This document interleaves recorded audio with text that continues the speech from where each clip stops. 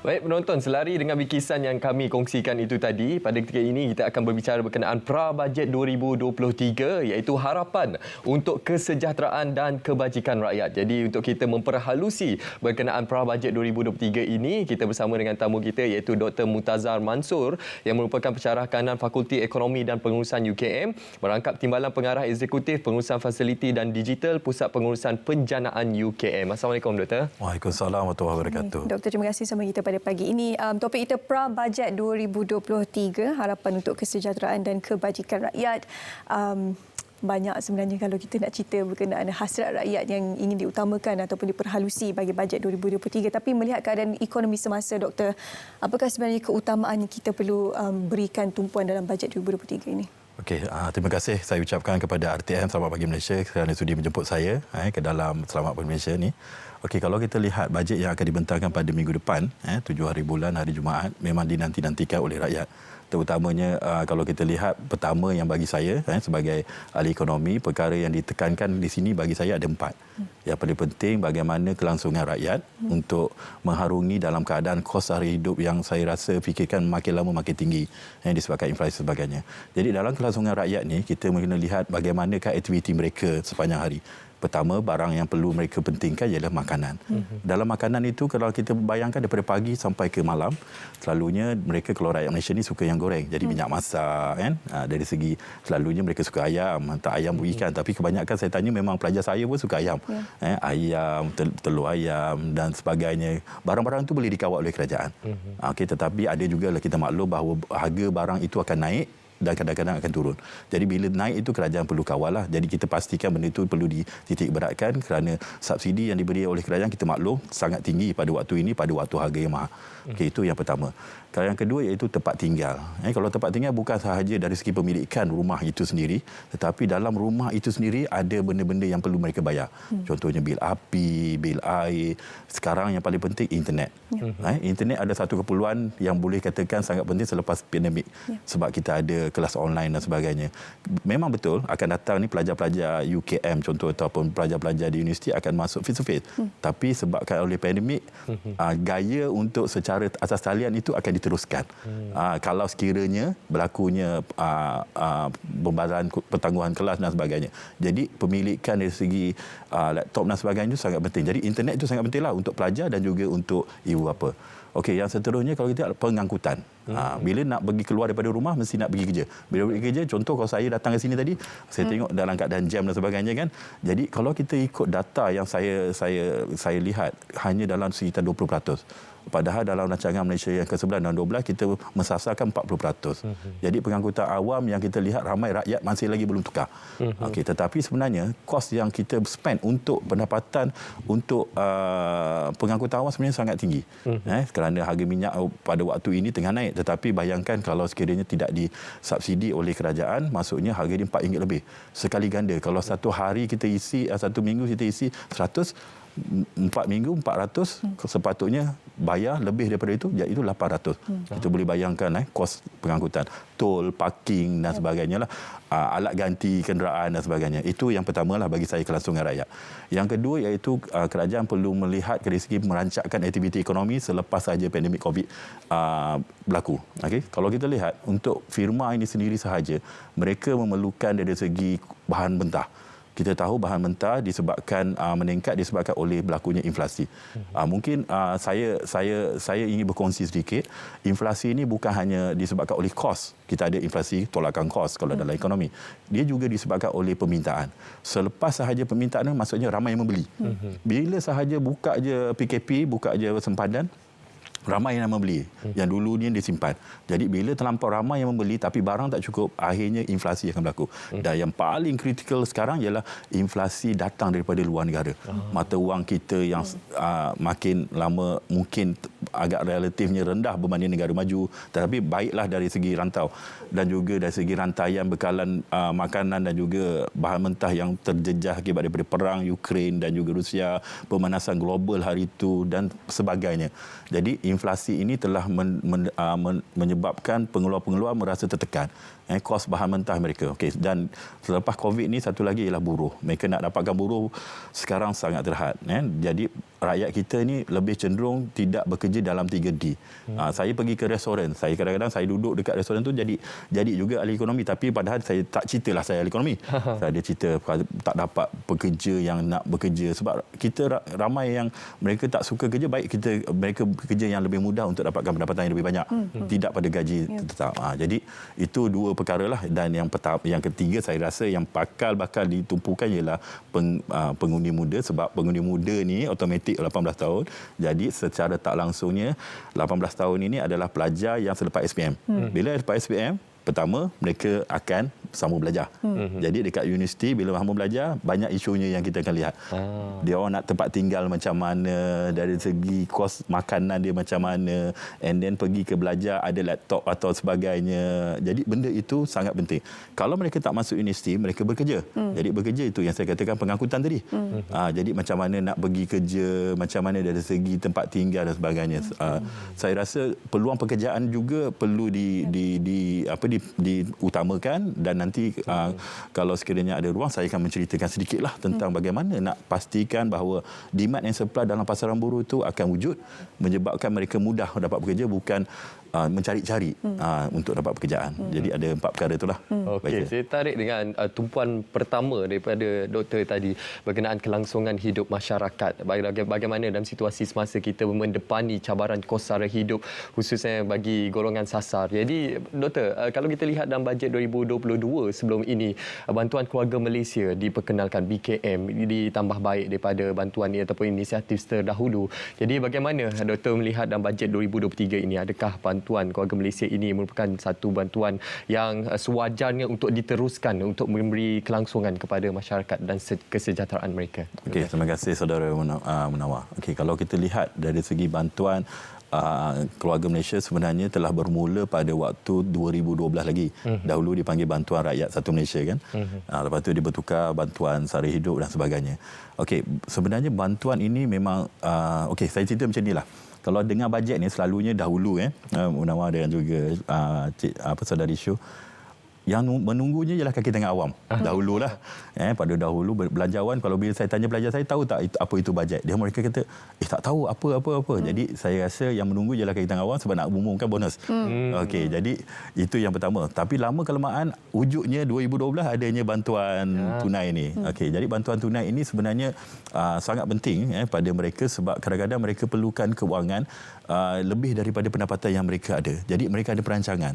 Okey, jadi contohnya kalau sekiranya mereka nak masuk ke sekolah, contohnya anak-anak sekolah mereka ke sekolah, mungkin mereka nak membayar hutang, kadang-kadang mereka perlukan kewangan untuk membeli makanan-makanan yang mungkin bagi mereka tak dapat, jadi mereka akan gunakan duit itu untuk belikan makanan dan sebagainya.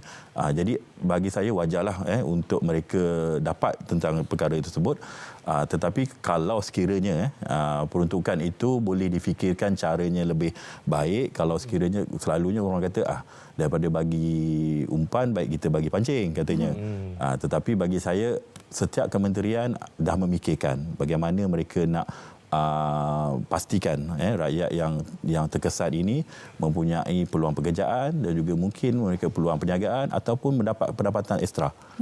Jadi saya rasa bagi saya bantuan ini perlu diteruskanlah. Cuma janganlah dalam jangka masa yang panjang sebab kita harap perkara ini tidak berterusan. Terutamanya. Okey, jadi sekarang ni saya rasa akan datang ni golongan muda pula yang akan menunggu. Dahulunya ada baca buku, sekarang dah tak ada baca buku. Sekarang ni mungkin ada pemberian beranti siswa. Jadi mereka pun kata wah. Jadi mungkin akan datang ni ada juga bantuan-bantuan lain yang boleh dipikirkan sebab saya rasa saya sebagai pensyarah saya tahulah pelajar ni dah 2 tahun tak masuk kampus. Jadi mereka tertanya-tanya mereka akan duduk di mana. Jadi pasti pelajar tahun 1 tu akan diberikan tempat tinggal. Tapi untuk menyediakan tahun 2 keseluruhannya dan tahun 3, jadi saya rasa akan jadi isu sedikit. Jadi saya rasa kerajaan perlu fikirkanlah untuk bagaimana mekanisme yang boleh. Contohlah mungkin bantuan zakat kepada pelajar-pelajar yang bayangkan kalau saudara Munawar dan juga nak masuk universiti tak ada tempat tinggal, college penuh. Jadi mereka perlu sewa. Bila perlu sewa, mereka dah 2 tahun tak pernah masuk. Masa tahun 1 tak masuk dalam kamper, tahun kedua terus nak kena duduk. Jadi mereka mencari-cari nak dapat deposit itu 3 bulan. Jadi bayangkan kalau 700, 800 ataupun 400 contohnya, 1,200, mana mereka nak dapat kewangan itu? Mungkin dalam bajet ni bagi saya boleh difikirkanlah macam mana mereka ada duit itu. Jadi mereka tak fikir, tapi untuk bayar balik dan sebagainya boleh difikirkan. Itu bagi saya lah. Okey, kita bincang berkenaan dengan banyak bantuan-bantuan dalam bentuk kewangan cash untuk ialah aliran tunai dan sebagainya. Dan ini sebenarnya bersifat jangka pendek. Wang kalau ditaram memang akan habis. Betul. Jadi apakah antara perkara yang boleh diperhalusi oleh pihak kerajaan untuk memberi bantuan dalam bentuk jangka masa panjang supaya kita boleh membantu mereka yang terjejas ini? Okey, terima kasih pada saudari Shu. Kalau kita lihat, saya setuju bantuan ini adalah jangka pendek. Kalau sekiranya diperlu, macam contohnya kalau sekiranya allowance sara hidup pada kakitan kerajaan itu pun jangka pendek sebenarnya. Kalau kita lihat bila ekonomi dah baik, mungkin boleh difikirkan cara panjangnya. Okey, jangka panjang kalau kita lihat antaranya tentang isu pengangkutan tadilah. Generasi muda ni, mereka ni kadang-kadang mereka fikirkan mana lebih penting, nak beli rumah ke, nak beli kereta ke, dan makan ke dan sebagainya. Tapi pasti makanan adalah sangat penting. Jadi pengangkutan itu saya rasakan mereka boleh fikirkan. Jadi alternatif yang mereka rasa mereka boleh dapat. Okey, sebagai contohlah, baru-baru ni saya dengar, kerajaan ini menilai semula perancangan bandar Malaysia yang berada di lapangan terbang Subang itu kan. Jadi saya rasa tanah dia luas, 190 hektar saya dengar. Jadi kalau 190 hektar, why not kita fikirkan, ni bagi saya lah pendapat saya, kita sediakan satu platform tempat parking yang saya rasa sangat sesuai bila masuk situ, and then bayangkan daripada kawasan Bandar Malaysia tu nak masuk ke KL contohnya, hanya 10 km, 5 km dah setengah jam lebih. Saya rasa transportation itu perlu dibuat perancangan yang baik. Maksudnya bus feedernya bagus, dari segi kekerapannya bagus. Jadi semuanya ada integrate antara sebenarnya. Saya pernah pergi satu negara yang saya rasakan pengangkutan dia sangat cekap, iaitu Jepun. Kalau kita pergi tengok dekat Jepun tu, dia ada banyak line. Dekat atas jalan kita berjalan kaki tu pun kita akan nampak. And then dia banyak subway yang kita rasa dia boleh buat. Jadi kita masih lagi ke arah itu, ya, saya setuju. Tapi dari segi kecekapan masa, kita kadang-kadang naik pengangkutan awam, saya dah fikir naik pengangkutan awam ni bagi saya lah, saya pernah cuba 2-3 jam juga kadang-kadang nak sampai ke satu tempat kan. Tak campur penat berdiri lagi dengan hujan ramai-ramai dalam. Ramai-ramai, hujan lagi dan sebagainya. Saya rasa benda itu perlu ada perancangan yang besar. Dan mungkin satu hari nanti, sebab harga petrol ni tak tentu, tengah naik, kadang turun, tengah naik. UAE dan negara-negara yang mengeluar petroleum memang kaya lah. Tapi kita yang perlu membayarnya dengan keadaan yang besar, perlu walaupun disubsidi. Jadi why not kita fikirkan alternatif, contohnya kenderaan elektrik. Kenderaan elektrik itu memang kita nampak macam ramai kata dah dari dulu nak buat, tapi komplimennya, kalau kita beli kenderaan elektrik mahal, pastikan dia murah. Kalau dah murah, pastikan dia punya pengecasannya ada di mana-mana. Kalau boleh teknologinya bagus, bukannya mengecas satu malam. Jadi mungkin dalam 1 jam, macam handphone. Contoh dulu cas lama, 2-3 jam, sekarang berapa minit. Jadi benda-benda itu memerlukan perancangan yang agak lama lah. Yang perlu saya rasakan, fikirkan kita boleh kita bantu. Dan satu lagi iaitu jualan murah karnival. Kalau kita lihat, sebenarnya benda ni memang kita dah sebagai ahli ekonomi dah wawarkan bahawa rakyat ada yang memerlukan barang keperluan ini dalam harga yang murah. Kalau mereka, contohlah kita tahu saya pernah buat kajian contohnya My Farm Outlet. Ramai yang tak kenal My Farm Outlet. Dia ada kat Putrajaya, dia ada kat Kota Baru. Dia sebenarnya satu tempat yang mana dia menggantikan pasar tani. Pasar tani tu dia buka kemah-kemah macam pasar malam, tapi pasar My Farm Outlet tu dia peranan macam pasar tani, dia pergi satu tempat yang memang kekal sepanjang masa. Sebenarnya bahan itu datang daripada ladang, daripada laut dan sebagainya, tanpa orang tengah. Jadi harga dia murah sikit lah, banyak kos yang boleh dipotong. Kan? Bila tak melalui orang tengah. Sebenarnya orang tengah ni sangat penting. Sebab mereka lah yang menyediakan lori untuk hantar ikan kepada bandar dan sebagainya. Tapi kerajaan boleh fikirkanlah untuk pastikan rakyat boleh dapat beras ke roti telur dan sebagainya lah, barang-barang yang saya katakan tadi. Jadi dalam harga yang murah. Perluaskan benda tu. Jadi buat perancangan yang baik, saya rasa boleh menggunakan apa yang ada. Dan last kali, penyelarasan antara kementerian. Yang ini saya rasa memang tengah buat. Contohnya jatuh kuasa jihad inflasi yang dipengurusi oleh Tan Sri Anwar Musa kan. Kalau kita lihat dia koordinat banyak kementerian. KBDNK, KHP dia ada, dia Kementerian Multimedia, and dia juga melibatkan KPLB, jadi Kementerian Wilayah. Jadi dia menyelaras. Saya rasa banyak benda yang boleh diselaraskan. Macam tu bantuan. Bantuan pun JKM pun ada tawar bantuan, KPT pun ada bantuan juga, KPLB dan wanita dan sebagainya. Jadi kadang-kadang ada orang tu dapat sampai dia bertindan kan. Saya tak kata, kamu yang kata. Itu adalah realitinya. Jadi kita kalau nak kira pengagihan tu adalah adil dan sama. Terima kasih doktor kerana memberikan sedikit sebagai cadangan dan juga apa yang kita boleh perincikan harapan rakyat yang kita boleh bawakan di skrin sekarang ini, mungkin yang boleh didengari oleh mereka yang bertanggungjawab di luar sana, yang berkenaan di luar sana. Terima kasih sekali lagi diucapkan kepada Dr. Musazzam Mansur bersama kita hari ini untuk berkongsi berkenaan Prabajet 2023. Dan seterusnya penonton, kita akan terus sahaja ke Maps Malaysia untuk mengetahui keadaan cuaca sepanjang hari